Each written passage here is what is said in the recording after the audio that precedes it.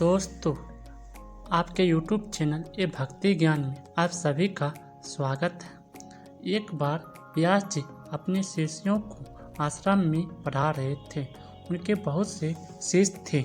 व्यास जी रोज अपने शिष्यों को नई नई बातें सिखाते और ज्ञान ध्यान की भी बात भी समझाते।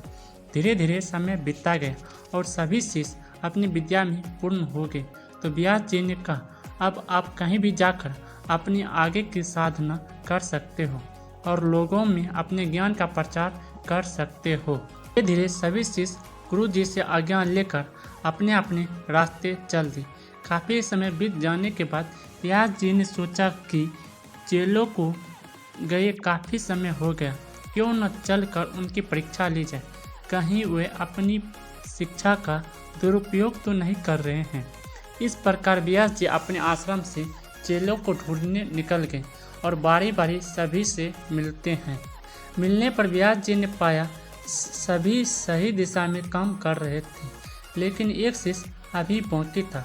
उसके बारे में व्यास जी को मालूम हुआ कि उसने घर का त्याग कर दिया और जंगल में एक संन्यास आश्रम खोल लिया। वह बड़ा ही कठोर जप तप कर रहा है।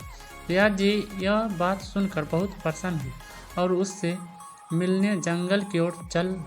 जंगल में शाम के समय एक बहुत ही खूबसूरत औरत पायल की छम छम की आवाज़ करती हुई आश्रम में आती है और देखती है कि बाबा जी आँख बंद कर भक्ति में लीन है।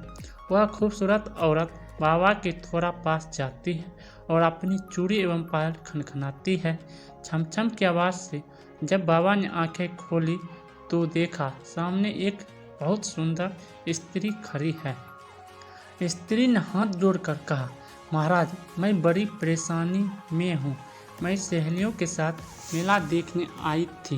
रास्ते में इतना भयंकर आंधी और बरसात आई कि हम सब आपस में बिछड़ गए। न जाने कौन किधर चली गई और मैं भटकती हुई इस बियाबान जंगल में आ गई। अब तो अंधेरा भी होने लगा है। मुझे आज की रात आपकी कुटिया में बिताने दे तो आपकी बड़ी कृपा होगी। बाबा जी बोले, अरे बावले, यहाँ तो बस मेरी एक कुटिया ही है। इसमें केवल संत फकीरों का आसन लगता है, जिसमें हम भजन करते हैं और माला फेरते हैं, अपने शरीर की साधना करते हैं। यहाँ औरतों का काम नहीं। तू कहीं और जाकर अपना ठिकाना देख।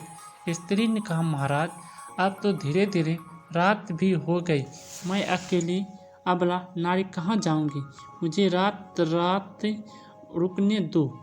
सुबह होते ही मैं अपने रास्ते चली जाऊंगी। बाबा ने कुछ सोचते हुए कहा, चलो एक काम करो, मेरी आसन माला बाहर लाकर रख दो और तुम कुटिया में जाकर सो जाओ और सुबह तक बाहर मत निकल। अंदर से कुंडी लगा लेना। हाँ, मैं फिर कह रहा हूँ, रात को बाहर मत निकल, क्योंकि मेरी भक्ति में बाधा उत्पन्न होती है। स्त्री ने कहा, ठीक है महाराज। स्त्री दरवाजे को अंदर से कुंडी लगाकर सो जाती है।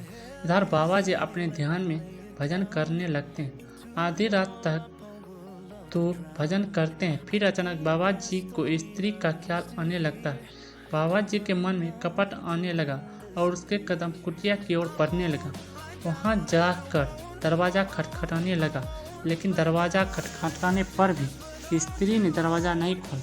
तो बाबा को बड़ा गुस्सा आया और हथौड़े से दरवाजे तोड़ने लगा। काफ़ी मेहनत के बाद दरवाज़ा टूट गया। रात के समय कुटिया में बहुत अंधेरा था, तो बाबा ने दिया ढूंढ कर जला दिया। दिए की रोशनी में बाबा देखते ही एक बहुत ही बड़ी बड़ी दाढ़ी, मूंछ और बड़ी जटाओं वाला महाराज आंख बंद कर माला फेर रहा है। बाबा महाराज को देख सन्न रह जाता है। ये जटाओं वाले महाराज कोई दूसरे नहीं बल्कि व्यास जी औरत के रूप में चेले की परीक्षा लेने आए थे।